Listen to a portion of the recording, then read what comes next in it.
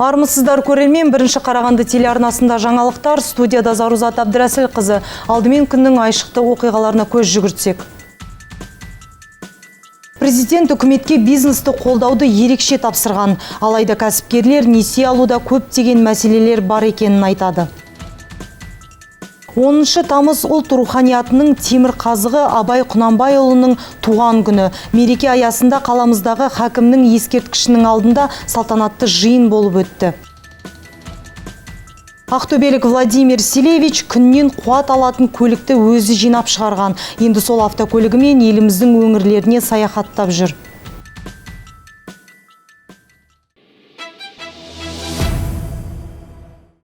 Биыл Қарағанды облысында 165 жаңа автобус қоғамдық тасымалдау желісіне шығады. Облыста қоғамдық көліктерді жаңарту жұмыстары жалғасып жатыр. Саран қаласындағы Қазтехно зауытынан номер 5 автопарк 59 автобус алды. Бұл жағдай Пришахтинск тұрғындарының көп жылдық мәселесін шешуі тиіс деп атап өтті облыс әкімдігі. Жаңа автобустар климаттық бақылау, бейнебақылау жүйелерімен, сондай-ақ смарт камералармен жабдықталған. Автобус жүргізушісінің жұмыс кезіндегі бар қызметін бейнекамералар көрсетіп отырады. Ережені бұзса дыбыстық белгі береді. Сондай-ақ бұл қоғамдық көліктердің жылдамдықты шектейтін сенсорлары бар. Автобустар Euro 5 экологиялық стандартына сәйкес келеді. Сондай-ақ мүгедектерге де мүмкіндіктер қарастырылған. Біздің автобустардың бәрінде пандустары бар. Шектеулі азаматтарға қолдануға болады бұл автобусқа. Аялдамаға келген кезде өз бүйірінде несі бар, кнопкасы. Сол кнопканы басса, шопыр шығып, отырғызып, түсетін аялдамасын түсіреді. Өзгешіліктер енді климат контроль дейміз ғой. Салон ішінде қойып қойсаңыз, қыста жылы, жазда салқын автобус. Бізге шопырлар керек. Күтеміз. Келіңіздер, категория D керек. 25 жастан асқан адам болу керек. Сосын тәжірибесі бар адам болу керек. Қарағанды қаласына күніне 30 мың адам келіп кетеді. Моноқалалардан қатынайды. Енді бұл автобустардың бір бөлігі қала орталығы мен Пришахтинск арасында жүреді. 145 және 45 бағыттарда қоғамдық көліктердің жаңаруы тұрғындар үшін көптен күткен жаңалық. Аймақ басшысы Ермағанбет Бөлекбаев автопарк басшылығымен кездесіп, жаңа автобустарды аралап көрді. Ол қоғамдық көліктердің уақытын ұзарту қажеттігін атап өтті. Бізде әлі проблема Балқашта бар. Жаңағы осы мердігер Балқашта жұмыс жасайды. Жоспары бар, бізді қолдаймыз. Ол жерде жұмыс жасайтын болады. Одан кейін Теміртау қаласында да біраз проблемалар бар. Ол жерде де оңай кіргізуіміз керек. Электронды обеспечение дейміз ғой, электрондық түрде төлейтін сондай жоспарымыз бар. Сол Теміртау мен Қарағанды, Балқаш қаласымен жұмыс жасайтынбыз. Қоғамдық көліктердегі басты мәселенің бірі білікті жүргізушілер жетіспейді. Мәселен 5 автопаркке 60-тан астам маман керек. Бұл мәселені шешу үшін Спасск тас жол аумағында жаңа автодром салынады. Онда Д санатына үміткер жүргізушілер көлік жүргізу техникасын жетілдіре алады. Жаңабек Нар, Дастан Шанин, бірінші Қарағанды телеарнасы. Бизнесті қолдау мақсатында даму қоры мен аграрлық несие корпорациясы құрылған. Алайда олар кәсіпкерлерді банкротқа итермелейді. Парламент мәжілісінің депутаты Асқар Садықовпен кездесуде қарағандылық кәсіпкерлер осындай шулы мәлімдеме жасады. Қарағандылық кәсіпкерлер даму қоры мен агронесиелік корпорацияның мәселелерін көтерді. Кәсіпкерлер бизнесті қолдау мақсатында құрылған мемлекеттік құрылымдар оларды банкротқа итермелеп жатқанын алға тартады. Многие предприниматели, когда получают заемные средства, көптеген кәсіпкерлер қарыз алғанда банкпен тұрақты келісімшарт болады деп күтеді. Ол несие 6%-бен берілгендіктен жобасын алдын ала болжап отырады. Банктер пайыздық мөлшерлемені субсидиялауды аяқ астынан тоқтататын жағдай жиі кездеседі. Ондай кезде даму қоры агрокредиттік корпорацияға кәсіпкер несиені 6%-бен емес 26%-бен төлеуге мәжбүр. Мемлекет кәсіпкерлерге бизнесті дамыту үшін жылдық 6%-бен жеңілдетілген несие беруге уәде бергендіктен, қалған пайызын банктер өтеуі тиіс. Алайда көптеген кәсіпкерлер соған сеніп тұзаққа түсіп қалады. Бизнесмендердің барлығы мемлекеттік бағдарламалар бойынша алынған несиелерді қатаң түрде белгіленген мақсатқа жұмсауға болатынын біле бермейді. Соның салдарынан оларды экономикалық сотқа тартады. Ақырында кәсіпкерлер айыппұл төлейді. Мы требуем, чтобы Нацбанк нам разработал договор Біз ұлттық банктен талап етеміз. Келісімшарт әрбір кәсіпкерге адамға түсінікті болуы қажет. Банкке барған әр адамның нақты заң білімі болмауы мүмкін. Сондай-ақ әр бизнесмен жоғары санатты заңгер ұстай алмайды. Ал банктердің заңгерді ұстауға мүмкіндігі бар. Оған қоса бизнес жүргізуге тиімді несие беретін жолдарын табу қажет және негізсіз айыппұлдарды жою керек. Кейбір банктердің келісім шартында несиенің шарттары анық көрсетіле бермейді. Сондықтан бизнес өкілдері банктердің келісім шартында бәрі анық көрсетіліп, жасырын ештеңе болмауы тиіс деп есептейді. Жаңабек Нар, Дастан Шанин, Бірінші Қарағанды телеарнасы.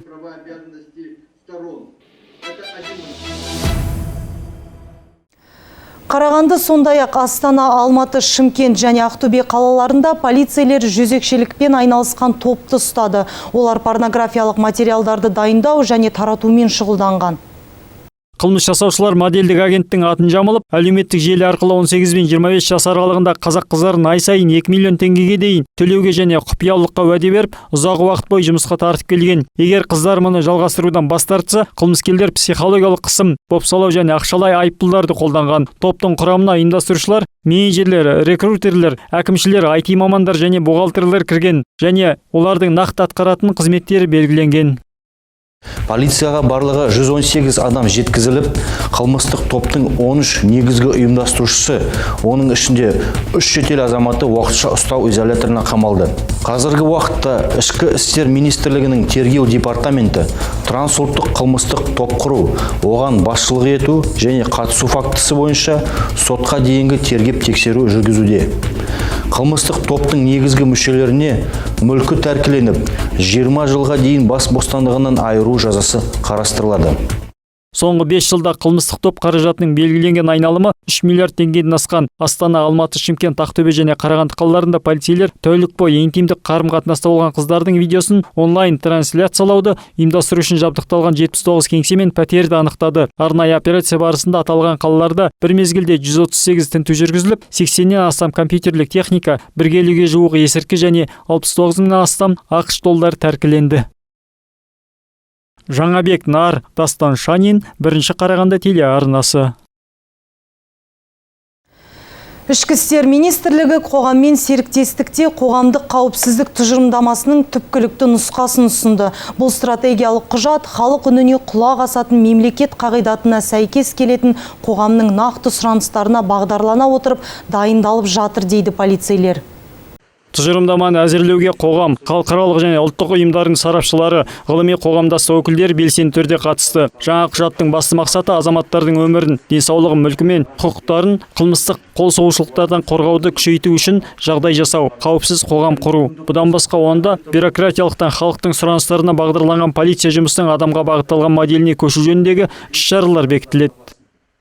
Еліміздегі қылмыстық істердің 96%-ын, ал әкімшілік өндірістердің 97%-ын дәл осы ішкі істер органдары жүргізеді.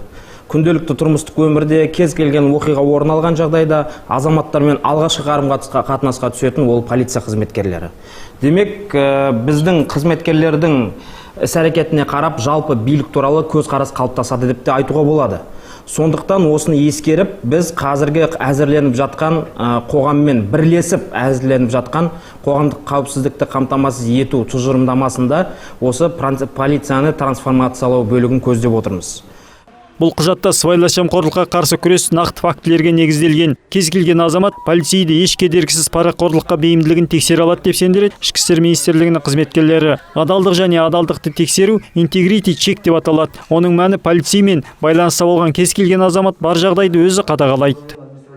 Жұмыссыз күн тәртібі, демалыссыз қызмет, артық керек емес есептермен жүктеу, жұмыс көрсеткіштермен шектелуі, жалақының тиісті деңгейде болмауы, көліктің, техниканың жетіспеуі сияқты осындай мәселелер моральдық ұжымдардағы моральдық жағдайға кері әсерін тигізіп отырды.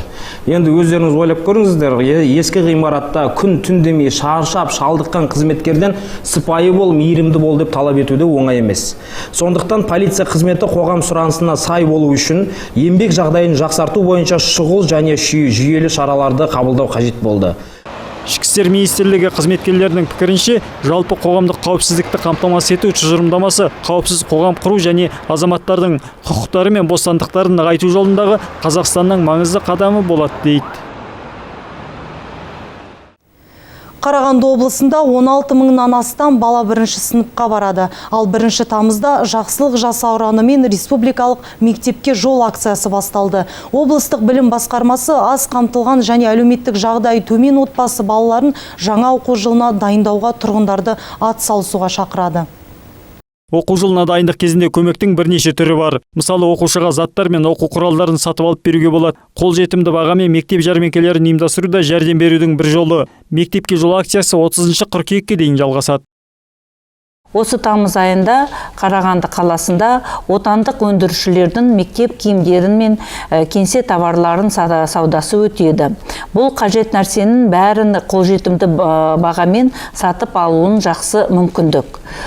Қосымша ақпаратты біз енді өз сайттарымызда жариялаймыз. Мектепке жол акциясы аз қамтылған және көп балалы отбасылардың балаларына көмек көрсетумен шектелмейді. Облыстық білім басқармасы басқа да іс-шаралар туралы айтып берді. Мұндағы басты жағдайдың бірі мектептің киім үлгісі. Киімді қайдан қалай алатын білім ошағының қоғамдық кеңесі анықтайды. Мектеп формасының түсі мен стильдің таңдауы орта білім беру ұйымына қоғамдық кеңеспен келісіп бекітетінін еске саламыз. Бұл шешім әр оқу жылынан соңында қабылданады. 1 сынып оқушыларының ата-аналары мектепке бұл ақпаратты нақтылап, осы шешімді басшылыққа алуды керек. Бұл жұмыстардың барлық әлеуметтік жағдайына немесе отбасылық жағдайына қарамастан барлық оқушыларға тең мүмкіндіктерді қамтамасыз етуге бағытталған. Биылғы жылы материалдық көмек 40.567 теңгені құрайды. Қаржы карт-шотқа аударылады. Ата-аналар көмек алу үшін мектепке жүгіну керек. Бірінші және екінші санаттар үшін ата-аналар электрондық үкімет порталы арқылы өз мәртебесін растау қажет, немесе жергілікті мансаптық орталығына өтініш беру қажет. Нәтижесінде отбасының кірісі және олардың әлеуметтік көмек алу туралы ақпарат НУБД жүйесінің автоматты түрде көрсетіледі. Ата-аналардың есепшоттары бұғатталған жағдайда отбасындағы бір баланың атынан банктік есепшот ашып, сол есепшотқа материалдық көмек аударуға болатын ескертеміз. Брифингте білім қорының көмегі туралы айтылды. Бұл материалдық көмек атаулы әлеуметтік көмек алатын, жан басына шаққандағы орташа табысы төмен, төтенше жағдайларға байланысты көмекті қажет ететін отбасылардың, сондай-ақ жетім және ата-анасының қамқорлығынсыз қалған құзырлы органның шешімін қажет ететін балаларға беріледі. Бүгінгі таңда Қарағанды облысынан жалпыға міндетті оқу қорына 5695 өтініш келіп түскен. Жаңабек Нар, Дастан Шанин, 1 Қарағанды телеарнасы. 10 тамыз Хакім Абай атамыздың туған күні. 2020 жылы президент жарлығымен 10 тамыз мемлекеттік мереке болып енгізілді. Қаламыздағы Абай Құнанбайұлының ескерткішінің алдында салтанатты жиын ұйымдастырылды. Салтанатты мереке аясында өткен іс-шарада келген қонақтарға сөз беріліп, Абай атамыздың қысқаша өмір баяны айтылды және өлеңдері орындалды. Биыл Абай Құнанбайұлының туғанына 178 жыл толды. Жыл сайын Абай атамызға арналған іс-шаралар ұйымдастырылып тұрады. Мереке барысында Абай өлеңдерін оқудан кішігірім челлендж өтті. Жылдағыға қарағанда қатысам деушілердің саны да көбейгендей. Бүгін Қарағанды аспаны ерекше жарық. Өйткені даналық бастауы парасат биігі Абай күні. Абай күніне бүкіл Қарағанды жұртшылығы сол Абайдың мынау тастап кеткен 21 ғасырға ұлы мұраларын бойына азық етуге, сонымен бөлісуге, тәу етуге тағы да осы үлкен ескерткіштің маңына жиналуда. Бұл мереке 2020 жылы Абайдың 175 жылдығының қарсаңына бекітілген болатын. Іс-шараға мектеп мұғалімдері мен оқушылары, Қазақстан Халқы Ассамблеясы, әскери бөлім сарбаздары жиналды. Осы 1913 жылы қазақтың бас ақыны деген Ахмет Байтұрсынұлының көлемді мақаласынан сөз бастайтын шығармыз, құрметті ағайындар. Сол ақаңдар айтады, қазақтың бас ақыны Абай Құнанбай бұрын соңды осы ақыннан аққан ақынды көрген емеспіз дейді. Осы бір ауыз сөздің өзінен ақ қазақтың дүниетанымындағы, қазақ әлеміндегі Абайдың орны қандай екендігін білуге болады. Қала әкімдігінің қолдауымен жазушылар одағының облыстық филиалы сағат 19:00-де орталық саябақта адамзаттың Абайы атты поэзия кешін өткізеді. Біз хәкім Абайға шығармашылығына құрмет көрсетуді тоқтатпауымыз керек, деді ұйымдастырушылар. Наргиз Төлегенқызы, Зұлқарнайын Исмахаев, Дастан Шанин, Бірінші Қарағанды телеарнасы. Қайрат қазақта кем болады. Жолда қалдырмайтын көлік. Ақтөбелік Владимир Селевич күннен қуат алатын автокөлік жинап, сол машинасымен Қазақстанды саяхаттап жүр. Ол өз қолымен ерекше көлік жинауды көптен бері ойластырып, әртүрлі автомашиналарға қарап жасап шыққан. Владимир мамандығы бойынша электр инженері, техникаға бала кезінен қызығатын. Ол әрдайым өз қолмен ерекше көлік жинауды армандаған. Өнертапқыш 6 ай бойы осы өнертабысын зерттеп, 2 ай ішіне және шамамен 2 миллион қаражатқа күн батареямен жүретін автокөлік жасап шығарды. Как в легковушке, потому что сиденье такой же руль, в принципе. Рөлі, отыратын орны, педалі жеңіл көліктікіндей өте ұқсас. Заманауи мотоцикл немесе квадроциклге орнатылған Қытайдан алынған электр қозғалтқышы бар. Мұнда басқа көліктің қосалқы кішкентай дөңгелектерін пайдаландық. Машинаның салмағы 300 кг, жылдамдығы сағатына 47 шақырым, шамамен 5 сағаттай қуатталады. Көлік бір адамға есептелген. Күн батареясымен жүретін көлікте ұйықтайтын орын, төменгі бөлігінде азық-түлік құралдар қоятын жері де бар. Күн көлігі экологиялық таза, тек күн сәулесінен қуат алады, дейді құрастырушы. Владимир тіпті осындай автокөліктер сайысында 2-ші орын алған. Мені жүргізуші куәлігім бар, бірақ бұл көлікке құжат алудың қажеті жоқ. Себебі ең жоғары көрсете алатын жылдамдығы 47 шақырым. Мен 2 ай бойы осы көлікпен саяхаттап жүрмін. Әрине, көлікті әлі де жетілдіріп жақсарту ойымда бар. Айта кетсек, Владимирдің бұл өзі жасаған 2-ші көлігі. Оның ойынша осы күн көлігімен барлық еліміздің қалаларын аралап шығып, және егер мүмкіндік болса, шет елдерге де барып қайтуды жоспарлап отыр. Наргиз Төлегенқызы, Дастан Шанин, Исмаил Абдрасіл, Бірінші Қарағанды телеарнасы.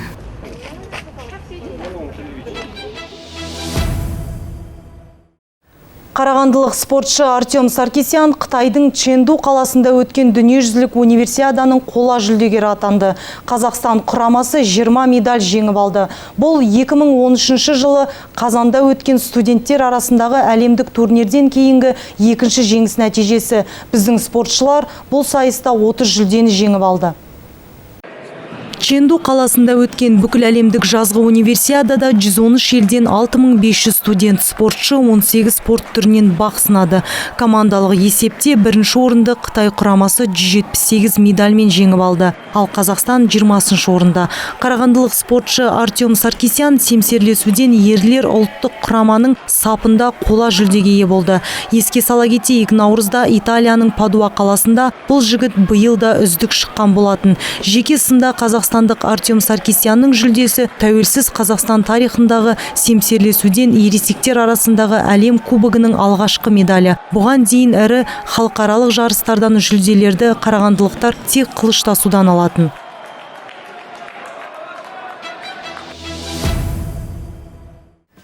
Бүгінге келіп түскен ақпараттар легі осындай болды. Егер қандай да бір ақпаратпен бөліскілеріңіз келсе, 42 06 49 телефоны бойынша хабарласуларыңызға болады. Амандықта жүздескенше.